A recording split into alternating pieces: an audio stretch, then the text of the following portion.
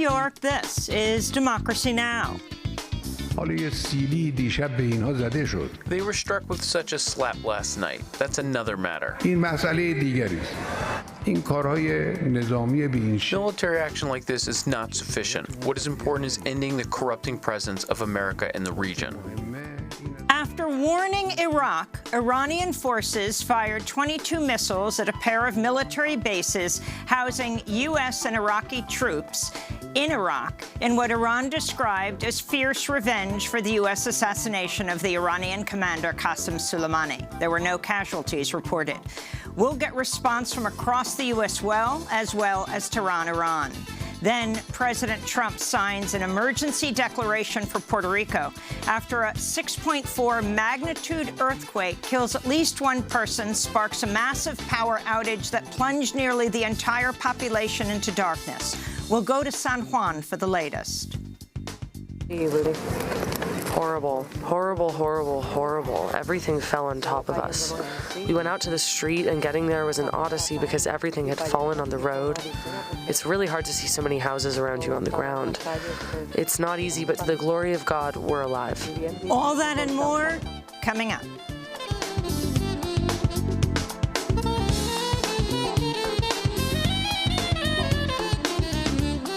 Welcome to Democracy Now!, democracynow.org, the War and Peace Report. I'm Amy Goodman. Iranian forces fired 22 ballistic missiles at 2 Iraqi military bases that house U.S. and Iraqi troops early Wednesday morning in what Iran described as revenge for the U.S. assassination of the Iranian commander Qasem Soleimani at the Baghdad International Airport Friday. The missiles were launched from inside Iran. Iraq says Iran warned them ahead of the attacks, which struck the Al-Assad air base in the western province of Anbar and a base near Erbil in northern Iraq. Senior Iraqi officials say there were no U.S. or Iraqi casualties in the strikes. This is Iranian Foreign Minister Javad Zarif speaking after the missile attacks. Well, we've said very clearly that if the United States takes any further action, Iran will respond accordingly, and we will respond in a very harsh way, but proportionately. Well, we did not start this process of escalation. The United States waged an economic war against Iran. The United States has to come to its senses. Only hours after the launch of the missiles, a Boeing 737 jet crashed shortly after takeoff from Tehran's international airport, headed to the Ukrainian capital of Kiev. The crash killed all 176 people on board, including 82 Iranians and 63 Canadians. Iranian media reported the crash was due to technical difficulties. The jet is a predecessor to Boeing's flawed 737 MAX passenger jet, which has been grounded worldwide following 2 deadly crashes that killed all 346 people on board. Meanwhile, in Iraq, anti-government protesters are calling for demonstrations on January 10th to demand an end to political interference by the United States or Iran in Iraqi politics. Iraqi journalists are also reporting armed men attacked anti-government protesters in the southern city of Nasiriyah, opening fire and burning down tents at their protest encampment.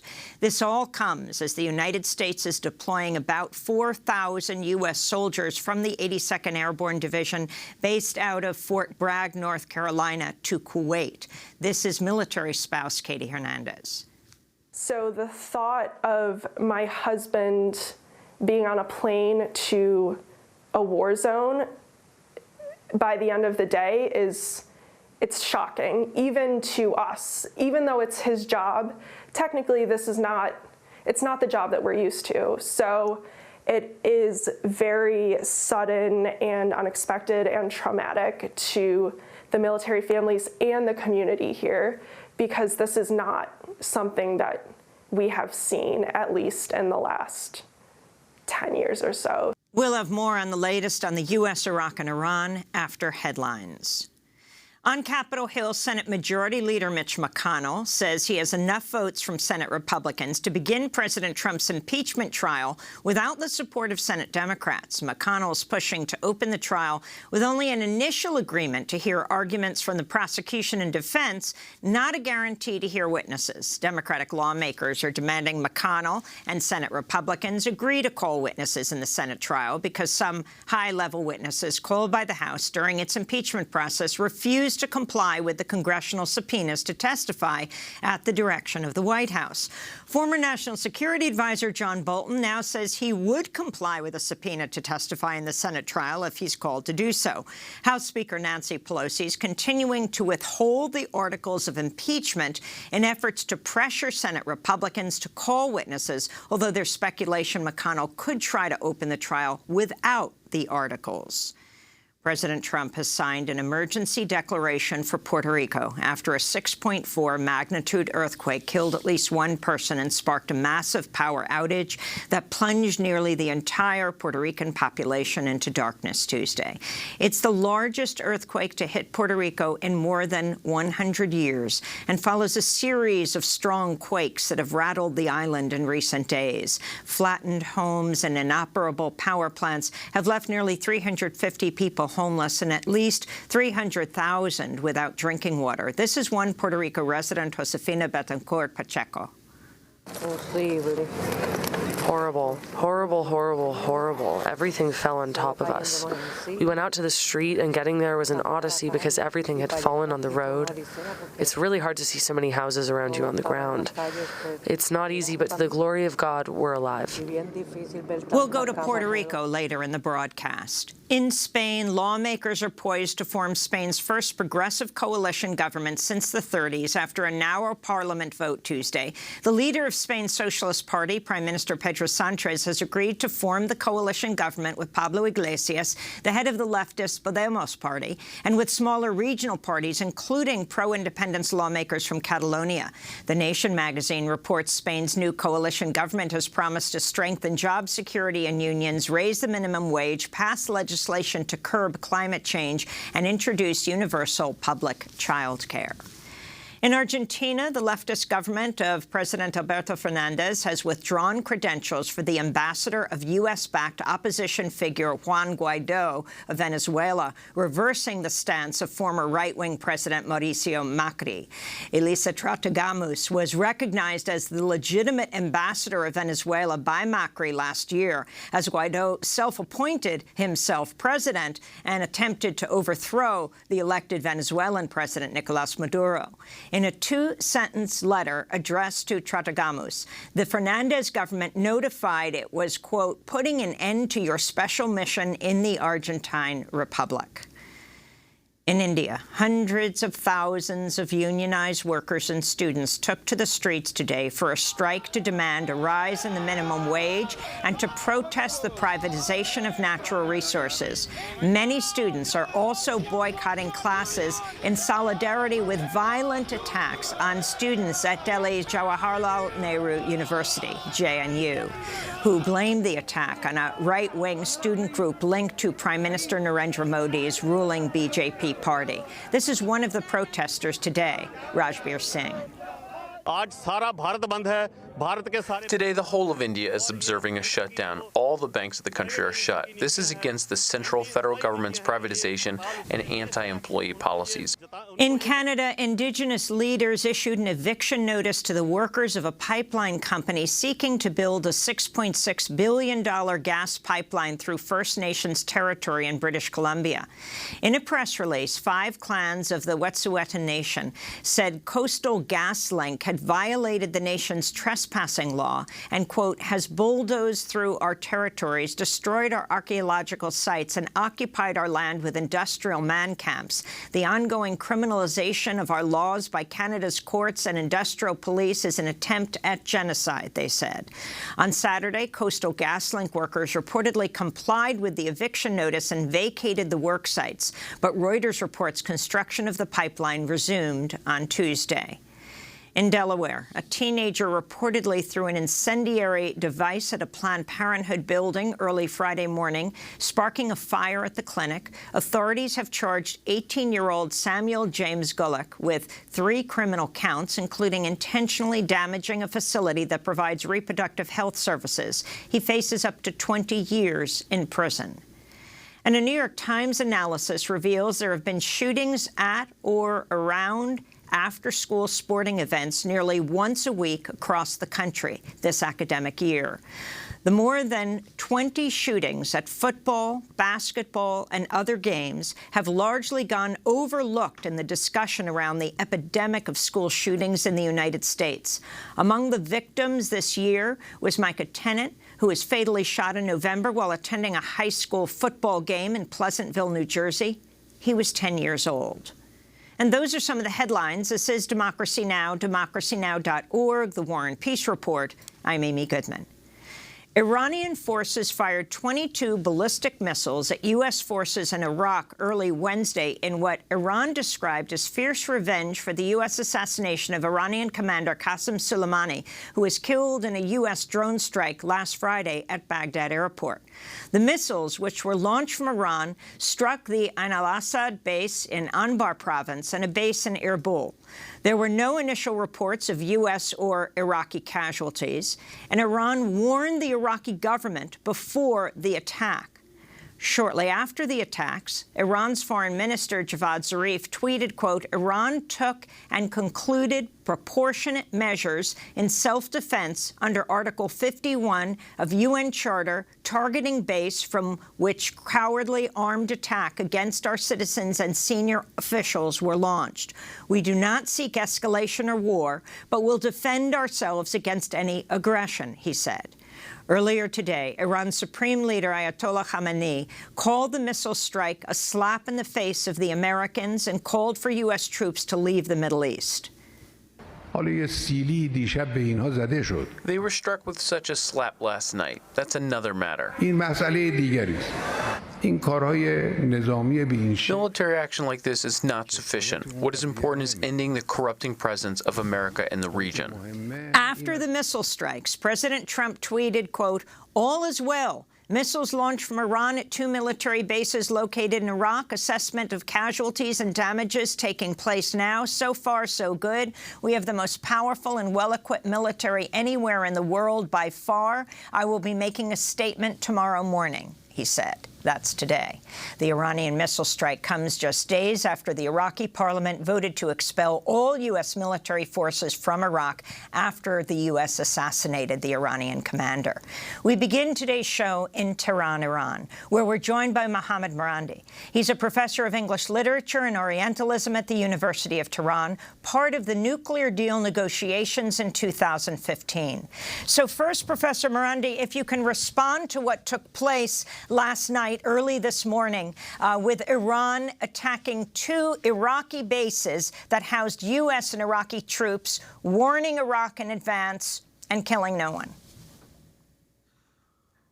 Well, I think the most important message that the Iranians were sending to the United States was that we can fire missiles at your bases and you cannot intercept any of them.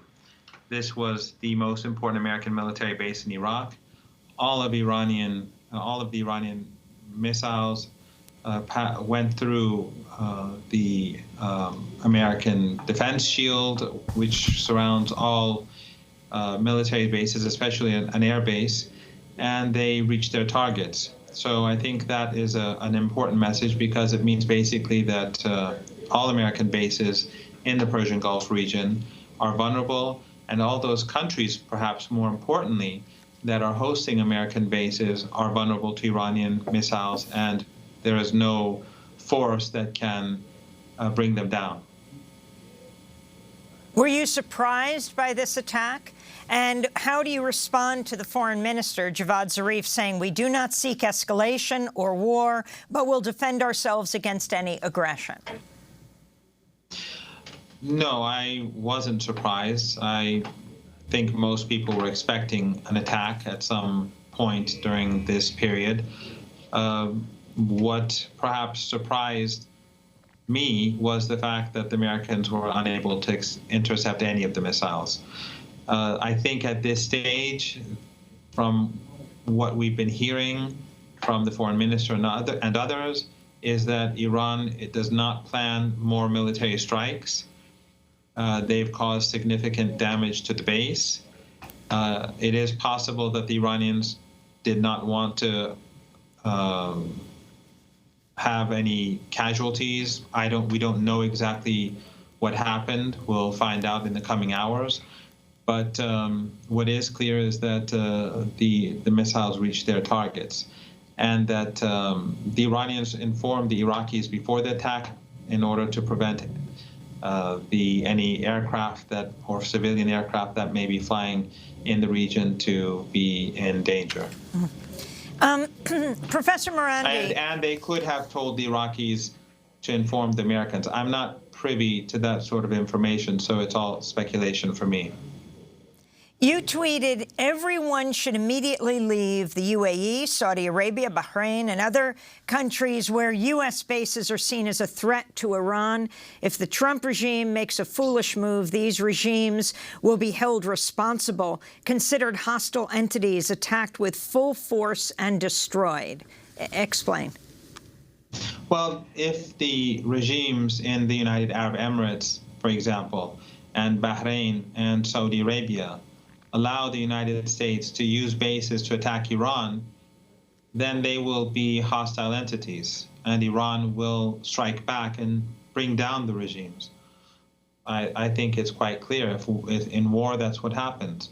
So what the Iranians and ordinary people should leave the region as soon as possible, because we have no idea what Trump is going to do.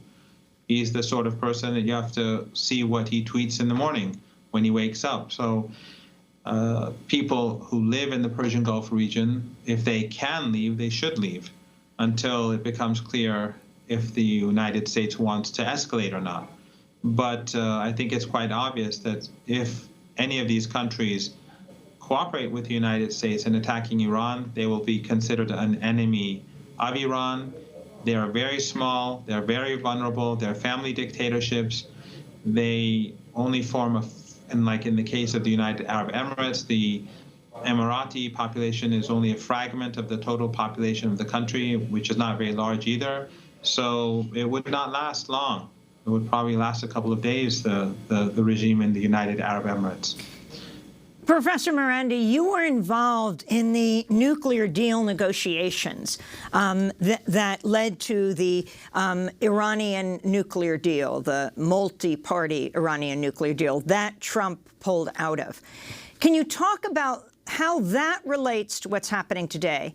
And if there are negotiations going on behind the scenes, the U.S. pulling out of that led to almost all closed channel of negotiation with Iran. So who is the U.S. voice there negotiating with Iran? I mean, is it the Swiss ambassador? We heard the Japanese Prime Minister Abe is involved. What is happening? Well, there are no private negotiations taking place between Iran and the United States. The United States sometimes sends messages through different channels, as you pointed out. But the Iranians are unwilling to negotiate because they say that we've already negotiated a nuclear deal. The Americans tore that deal, and until they abide by those commitments that they made in the deal, we have nothing to talk about. Because if Iran was to accept negotiating with the Americans again, basically the Iranians would be saying that the Americans can tear up their deals and renegotiate, and that's just not possible, because the American government would become more demanding. Every time they don't get what they want, they'll impose new sanctions and they'll tear up the deal, or whatever deal they sign. So the Iranians are saying, if you want to have any negotiations with us, you have to abide by the commitments that were made during previous negotiations, and then we can go on from there. Otherwise, we cannot negotiate with a government that tears apart agreements and carries out economic warfare. And what is the response at your university, the University of Tehran, where you are now, and around Iran to the assassination of Qasem Soleimani? Well, one of the major problems that I have with the media in the United States and in much of Europe is that there's always this tendency to call Iran a regime, which sort of implies it's illegitimate and not stable, and to claim that it is unpopular, it is evil, it is corrupt, and that it is falling apart. And I've been hearing this since I've been a teenager. The fact that it exists and it has existed for decades, I think should have by now made it clear to many in the West that this is a legitimate government with a constitution, with checks and balances, and which has a high degree of legitimacy among the public, whether people in the West like it or not. But the funeral that, or the funerals that we saw, I think shows the degree to which the Islamic Republic of Iran is legitimate in the eyes of the public, because the numbers were extraordinary. But in Tehran alone, between 5 to 7 million people participated in the funeral. It's just unheard of. And even in Iraq, we constantly hear that the Iraqis hate Iran, the Iraqis hate the Popular Mobilization Force, the force that actually defeated ISIS. But when the American government murdered the Iranian general, as well as the Iraqi general, the deputy head of the Popular Mobilization Force, we saw the huge funerals in Iraq, where in each city, hundreds of thousands of Iraqis, as the funeral passed through those cities, they carried the Iranian commander on their shoulders with the Iranian flag. So I think a lot of what we hear in the United States and a lot of what we read in the United States and a lot of what we watch on television in the United States is wishful thinking that come from the corridors of power. And because they misread Iran and they present a picture of Iran which they would like to believe, they constantly miscalculate based upon those impressions that are not based on reality. Very quickly, Professor Morandi, the protests against the Iranian regime that happened before, and there were protests, of course, long protests in Iraq against the Iraqi government. Now there are going to be protests called for January 10th in Iraq against both Iranian and U.S. influence in Iraq. And what has the assassination of Soleimani meant for the anti-government protesters in Iran? It looks like it has brought together people across the political spectrum and led to an ascendancy of the far right in Iran. Well, I don't understand why you use the term regime for Iran. Do you use it for France or Britain or Canada or Australia? Is it just for Iran? And I don't know what the far right means, because our politics are very different from politics in your country. So in Iran, politics are very fragmented. We have different political parties. If you mean those who are more opposed to U.S. policies in this region, I think actually what Trump has done is he's created a consensus among the political parties and the overwhelming majority of Iranians that the United States government cannot be negotiated with. And protesters against the government are protesters against the government. We have to make a distinction.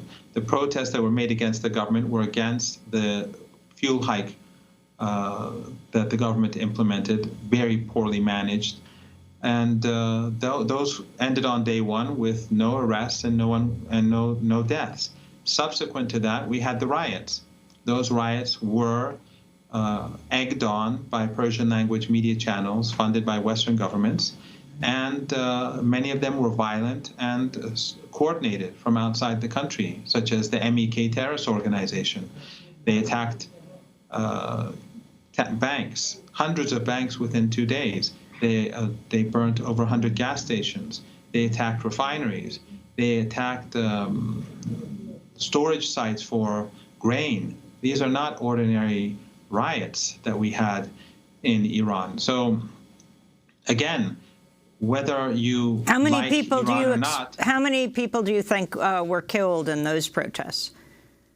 I don't know the numbers, but the point that I'm making is that if Iran, if the Islamic Republic of Iran, with the constitution that currently exists, was unpopular, you would not have seen the scenes in Tehran and in the other cities that you saw. I think it's time for Western countries to accept the fact that the people of Iran have their own state and they make their own decisions, and it's not for the United States or the Europeans to determine how Iranians conduct themselves and how the Iranians decide to implement policy and what laws are passed in this land. It's best for the United States and the Europeans to take care of their own affairs. They have enough trouble among themselves and in their own countries right now as it is. Let me ask you just on that issue of the protesters killed.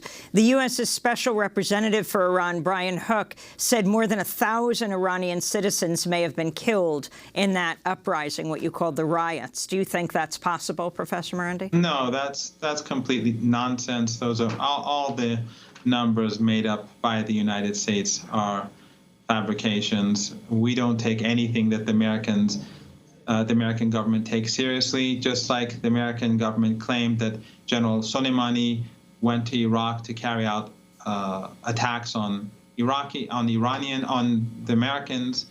We know now from the Iraqi prime minister that he went there to see the Iraqi prime minister and to discuss a letter from Saudi Arabia, because the Iraqi prime minister was trying to mediate between the two countries. And the Iraqi prime minister said in parliament that Trump knew about this and that Trump supported this.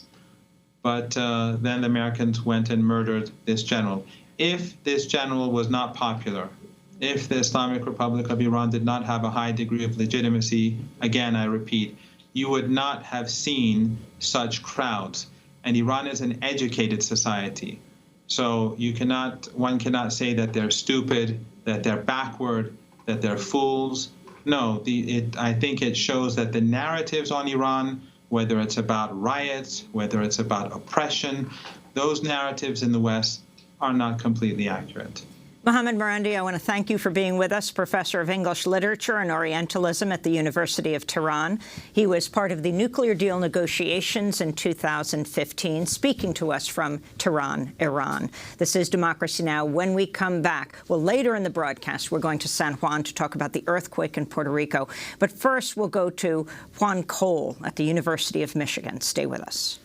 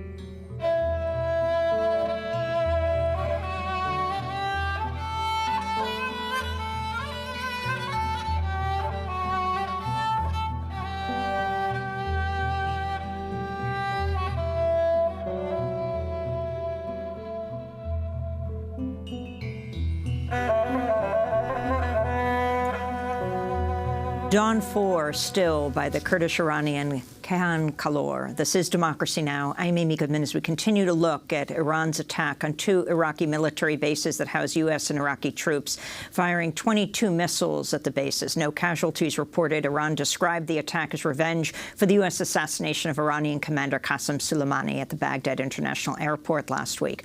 We go now to the University of Michigan, to Professor Juan Cole, who teaches history there. His blog and forum Comment is online at juancole.com, the author of many books, including Muhammad, Prophet of Peace Amid the Clash of Empires. Your response to the Iranian attacks on the Iraqi bases that house U.S. and Iraqi troops, and then, of course, before that, the assassination of Soleimani.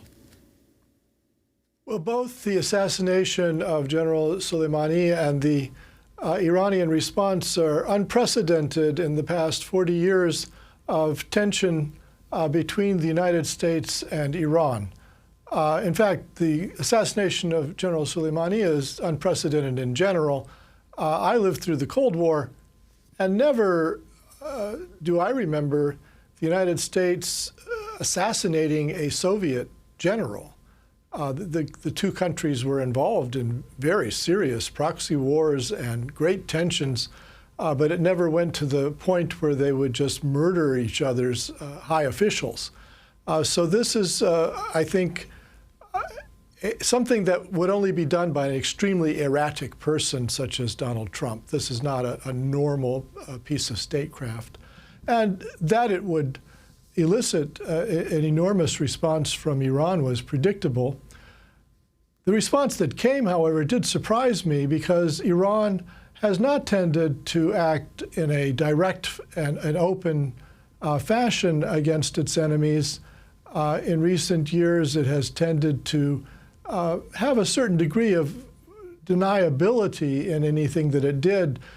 It still hasn't been absolutely determined that Iran itself struck the Abqaiq refinery in Saudi Arabia in September.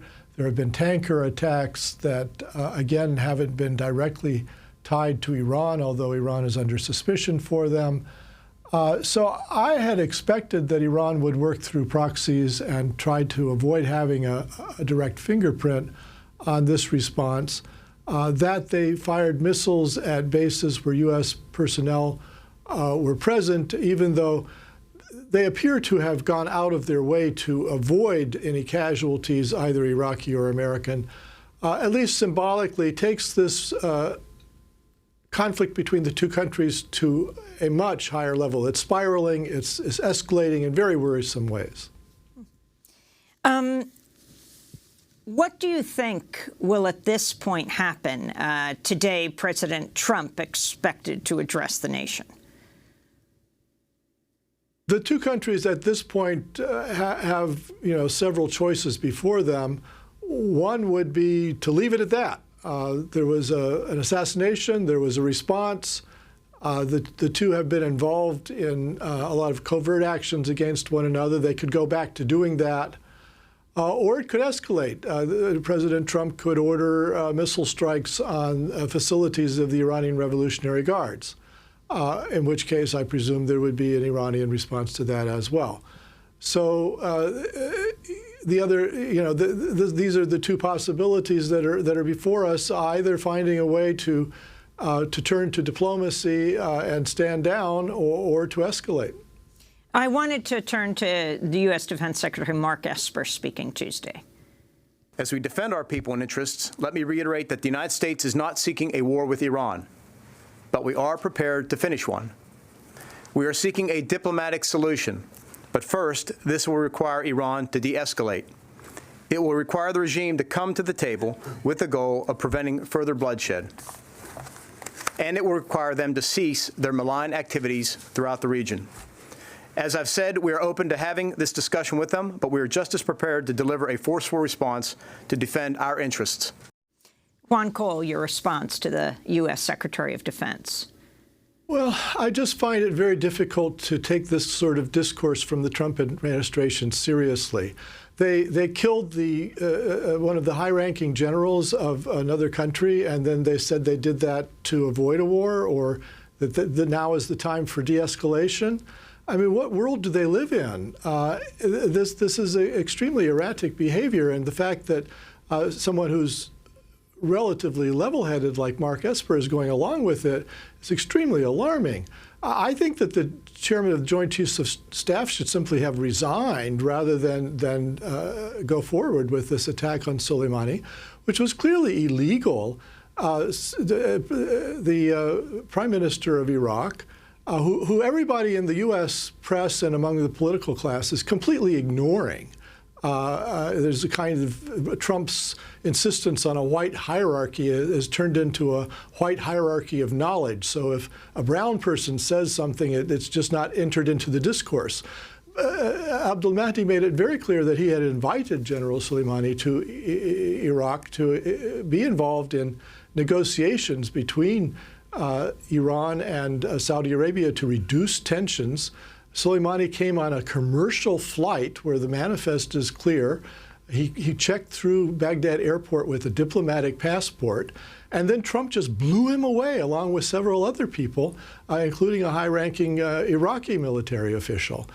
This is weird, and one can only imagine that it's possible that Trump and Esper and Pompeo and that gang didn't want tensions between Saudi Arabia and Iran to be reduced. And that was the reason for the strike. This cover story they gave up that Soleimani was coming to kill Americans is falling down, laughing ridiculous. And now they just refer to him as a bad guy. Now and you see major journalists and television anchors talking about him as a bad guy. This is not journalism. This is just war propaganda. Let me ask you what Garrett Graff, the journalist, tweeted yesterday. He said, reminder that as this crisis escalates, we have no director of national intelligence, no deputy director, no Homeland Security secretary, no deputy secretary, no head of CBP or ICE, no State Department undersecretary of arms control, no assistant secretary for Europe, and no Navy secretary. The Trump administration is a hollow shell. 6 high Pentagon officials have recently resigned, partially because of Trump's erratic behavior.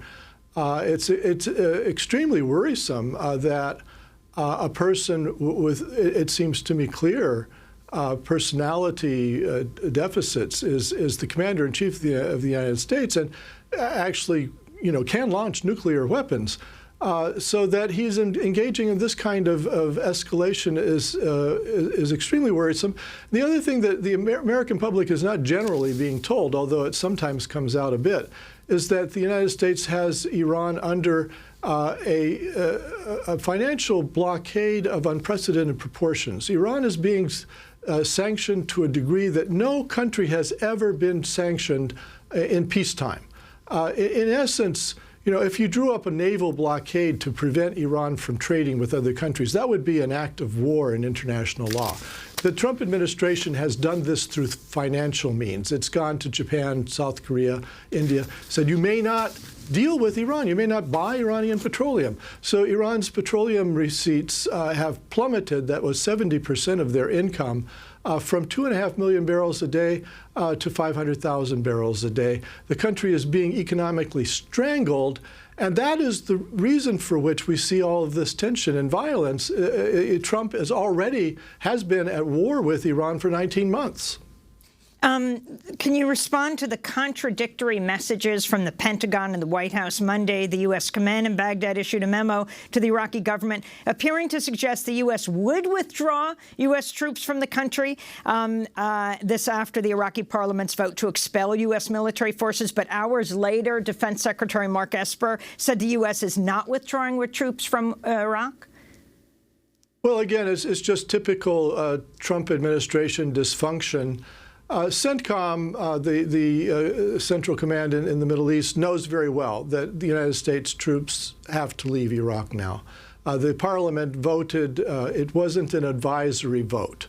The Parliament voted that the Iraqi government should take steps to expel U.S. troops.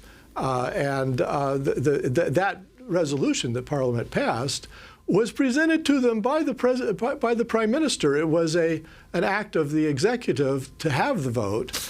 So the Trump administration is trying to depict it as a mere advisory vote. It wasn't. It was a vote of Parliament, and the executive asked for the vote, and will now. And Prime Minister Abdul Mahdi said that he takes the letter from the U.S. military at its face value, which was that the U.S. was preparing to leave. The United States troops can't be in Iraq if the Iraqi government doesn't authorize their presence, because it would open them to lawsuits. Every time they got involved in a firefight, if somebody was killed, those people could haul U.S. troops before an Iraqi judge. They could be executed for murder. So the U.S. troops will have to leave, and I think the Iranian strikes on those bases were partly to encourage the Sunni Arabs and the Kurds, who are dragging their feet on this matter, to agree that the U.S. troops should leave because they don't want to be in the middle of a crossfire between Iran and the United States. Well, Juan Cole, I want to thank you for being with us, professor at University of Michigan, speaking to us from Ann Arbor. As we turn now to Ali Kadivar, assistant professor of sociology and international studies at Boston College, grew up in Iran during the Iran-Iraq War, completed his undergraduate and first graduate degree at the University of Tehran, where he was active in the student movement. Your response to the effects of what's happening now, the U.S. assassination of the Iranian commander of Soleimani, now the Iranian attack warning Iraq in advance, no U.S. or Iraqi troop casualties as a result of those attacks.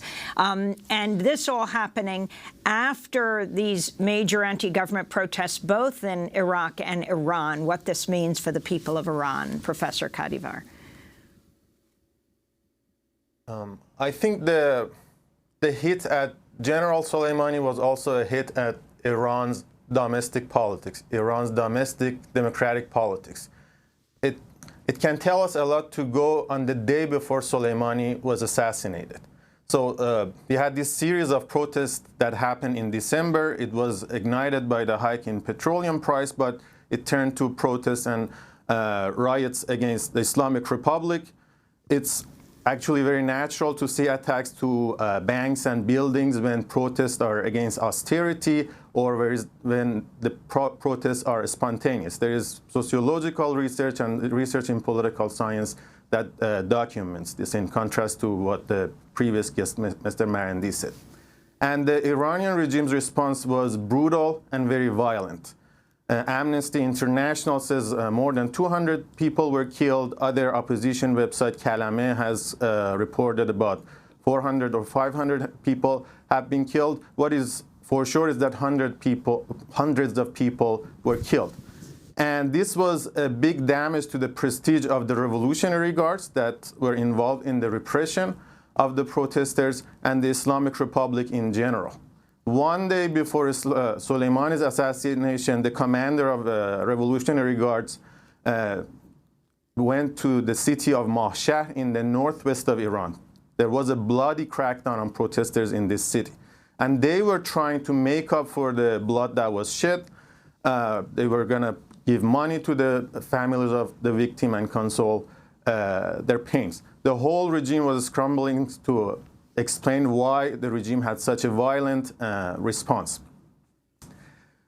A letter was signed on that day by 100 conservative figures. There have been many letters to Supreme Leader Khamenei or to other officials of the Islamic Republic criticizing the political situation. But what is interesting that this letter was signed by 100 conservative figures.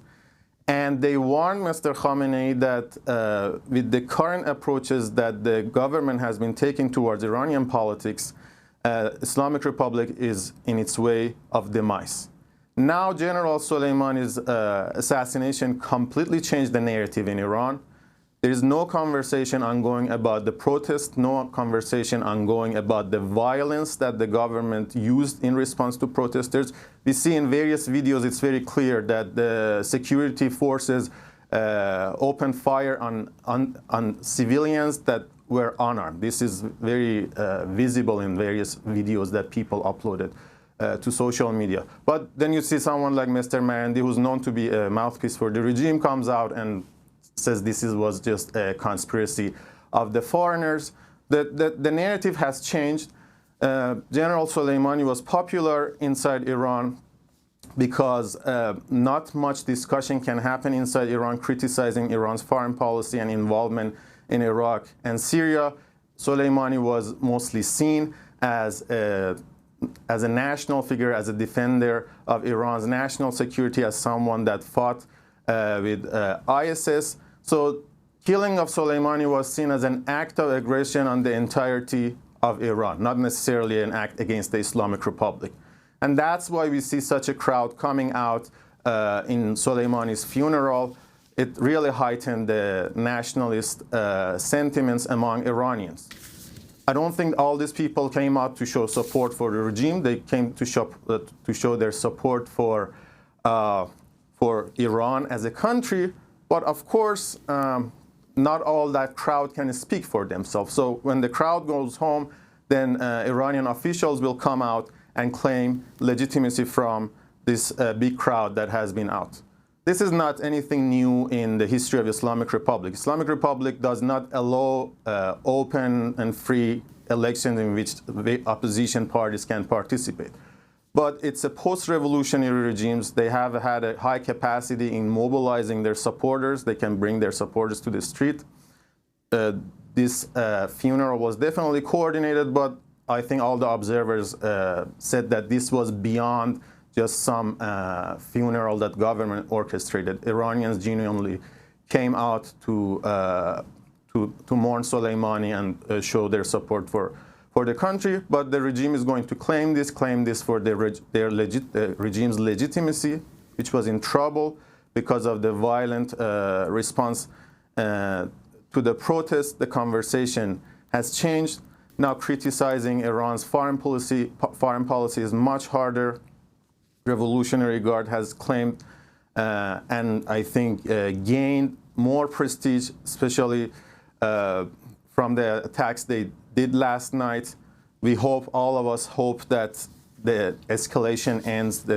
Soleimani's assassination was a major act of escalation. Last night was escalation.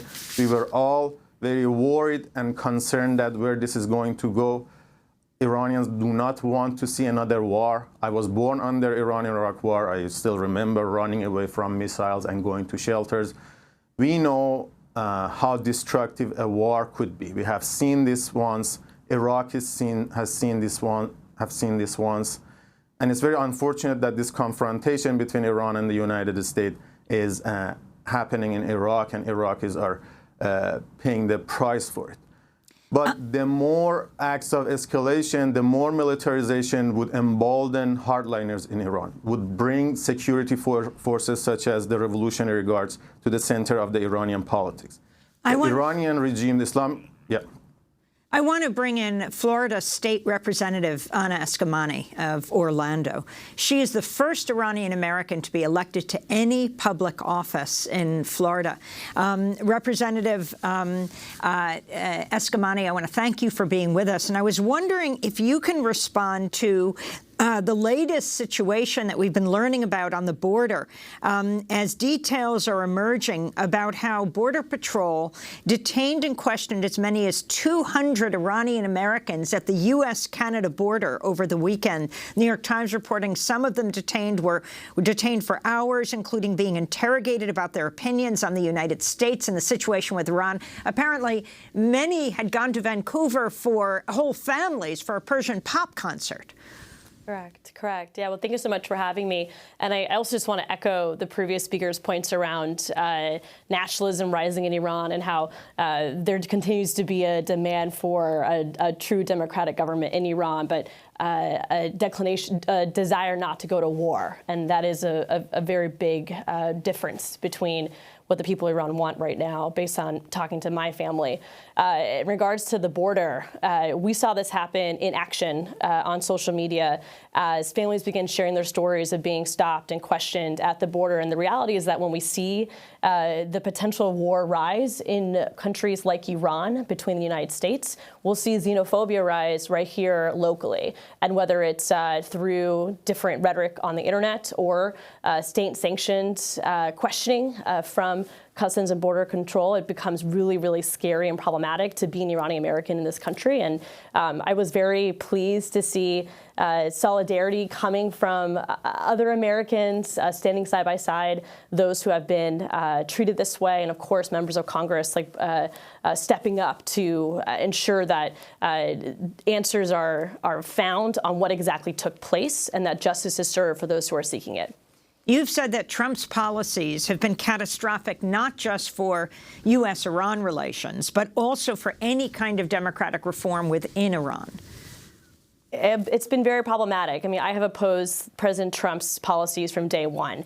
And whether it was the travel ban, which selectively chose Muslim-majority countries, Iran included, making it much more difficult for Iranians to travel to this country, to attend our universities, to engage in American democracy, whether it was the economic warfare through really extreme sanctions, prohibiting even humanitarian needs going to Iran, all the way to the rise of hate crimes in this country, as we're seeing not just with Iranian Americans, but other groups as well. The reality, too, is that if the Trump administration truly cared about the people of Iran, he wouldn't toss around the idea of attacking cultural sites, which allow the Islamic Republic of Iran to use as propaganda to help build those crowds during these funerals. And so, unfortunately, our president continues to be irresponsible with his rhetoric, lacking complete strategy, and I don't think he and his administration expected this type of reaction from Iran. However, I remain hopeful for de-escalation. It was very scary to watch everything take place last night.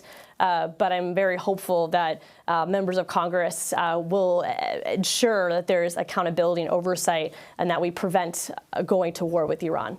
I want to thank you both for being with us. Florida State Representative Anna Eskamani of Orlando, the first Iranian-American to be elected in the state of Florida, and Ale Kadivar, who is assistant professor at Boston College in Boston, Massachusetts. Also Juan Cole, professor of history at University of Michigan. When we come back, we go to Puerto Rico, where 6.4 magnitude earthquake has rocked the island, sparking a massive power outage. We'll go to that in a second. ¿Dónde está la tierra que el dolor no se puede ni aguantar? Sufro tanto esperando que vengas a buscarme. Ya ni los rezos, ya ni los besos se quieren esperar.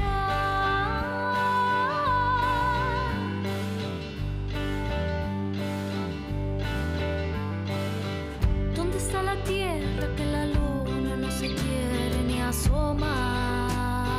Let's Not Touch the Land by Andrea Cruz. This is Democracy Now! I'm Amy Goodman as we turn to Puerto Rico, where President Trump has signed an emergency declaration after a 6.4 magnitude earthquake rocked the island Tuesday morning, killing at least one person, plunging nearly the entire population into darkness and a mass power outage. It's the most powerful earthquake to hit Puerto Rico in more than a century. Hundreds of quakes have rattled Puerto Rico since late December. A 5.8 magnitude quake struck Monday, damaging the coastal town of Guanica.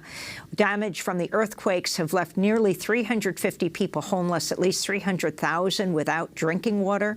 Puerto Rico Governor Wanda Vazquez says power would be restored throughout most of the island within 24 to 48 hours. Schools on the island remain closed Wednesday. The disaster declaration comes as the U.S. continues to hold up federal aid to Puerto Rico for recovery from Hurricane Maria, which devastated the island in 2017, killing at least 3,000 people, although some counts say the death toll is likely much higher. The storm left Puerto Rico in the dark for months and the longest blackout in U.S. history. We go now to San Juan, where we're joined by Yarimar Bonilla, political anthropologist at the City University of New York, co-editor of the anthology Aftershocks of Disaster, Puerto Rico Before and After the Storm. Aftershocks has taken on a new meaning, Yarimar, Professor Bonilla. If you can talk about what has happened now, how much electricity is restored, water, how is the island being taken care of right now? So an estimated quarter to one-third of the population has electricity back again. This after they were originally told that, the whole island would have electricity back by noon yesterday.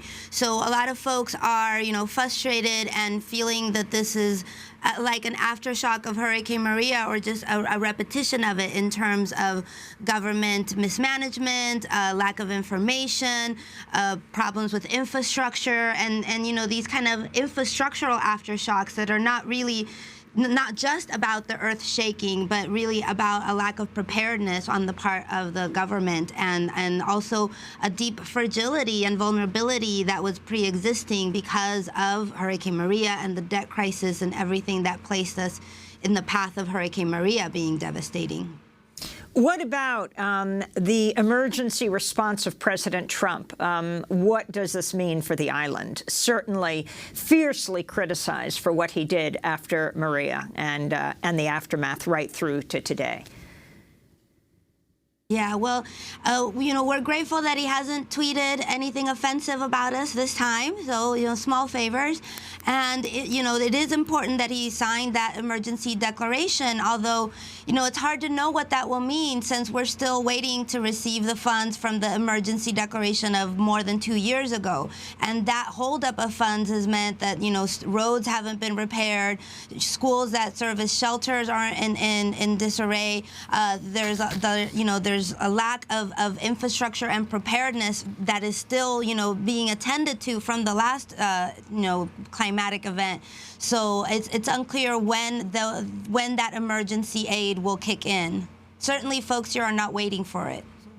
And can you talk about the response of Governor Wanda Vazquez, certainly a controversial governor, following the ouster of Governor Rosselló? We're going to turn right now to a clip of Wanda Vazquez, the Puerto Rican governor, declaring a state of emergency throughout the island. I have just signed a declaration of state of emergency. We have declared a state of emergency for all of Puerto Rico. We all felt the earthquake, so we all can benefit from this declaration, and we can make evaluations for our municipalities and our residences, so we can have a clear picture of what the consequences of this earthquake is. At the same time, I have signed a declaration activating the National Guard of Puerto Rico, so the National Guard can assist us in any way necessary. We have to manage the situation calmly. We are all worried, we are all anxious and nervous. It is natural. We are talking about a situation that Puerto Rico had not experienced in the last 102 years. That is Governor Wanda Vazquez. And I also want to read a clip from Professor Yonamara Bonilla's book, Aftershock of Disaster, where she and co-editor Marisol Lebrun write, quote, "Since Hurricane Maria made landfall, Puerto Ricans have found themselves relentlessly jolted by the storm's aftershocks. This happens every time systemic failures are revealed, death and damages are denied, aid is refused, profiteering is discovered, and officials who were not elected by local residents make drastic decisions about the island's future. Aftershocks remind us that disasters are not singular events, but ongoing processes." We just are going right now back to Yonamara Bonilla. The studio that we were talking to her in San Juan has just lost power. Professor Bonilla, we have you on the telephone. Describe the scene right now. Yes, what has become a regular occurrence here in Puerto Rico. We lost power and the generator, took a hit. So we're still waiting to get the generator back up. And what kind of word are you hearing from hospitals? The head of the electric company said most have electricity restored, but this is so incredibly dangerous at a time like this. Yes, I think the part of what's important to distinguish between now and Hurricane Maria is that it's a little bit more geographically contained, the infrastructural damage. The epicenter is in the southern coast of Puerto Rico. And I know a lot of folks, who have family here are worried about their family members throughout the island. But really, it is mostly in the southern coast where people are sleeping outside, having repeated tremors, etc. In the northern coast and the rest of Puerto Rico, we are feeling some aftershocks of the earthquake, but it's mostly infrastructural issues such as this. And the roads are a little bit better here, so we don't have the problems that we had in Maria of people not being able to get to a hospital and of supplies not being able to get to people. So it's a little bit of a better situation, even though it's nerve-wracking in a different sense. Because unlike Hurricane Maria, we don't know when I thank you so much for you joining us again. The studio just lost power in San Juan as we talk about the aftershock of the earthquake. Yonamara Bonilla of CUNY. I'm Amy Goodman. Thanks for joining us.